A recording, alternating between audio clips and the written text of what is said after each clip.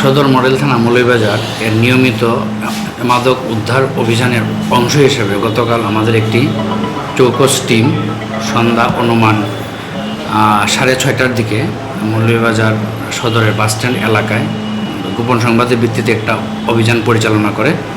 এবং উক্ত অভিযানে আমরা 3 জন মাদক ব্যবসায়ীকে 8,000 পিস ইয়াবা ট্যাবলেট এবং ইয়াবা বিক্রয়লব্ধ 4,40,000 টাকা নগদ, একটি প্রাইভেট কার এবং তাদের যে ইয়াবা বহনের কাজে ব্যাগ এগুলো সহ আমরা আটক করি এবং তাদেরকে জিজ্ঞাসাবাদে জানা যায় যে তারা জকিগঞ্জ সীমান্ত দিয়ে উক্ত মাদকের চালানটি নিয়ে আসতেছিল এবং এখানে তারা নিয়ে আসার পর আমাদের নিকট গ্রেফতার হয় এবং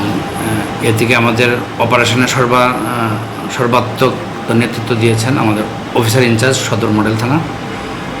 এবং আমাদের যে টিম ছিল তারা সম্মিলিতভাবে অভিযান পরিচালনা করছে। এখানে পরবর্তীতে তাদের বিরুদ্ধে সদর মডেল থানায় একটি নিয়মিত মামলা হয়েছে এবং আমরা তাদের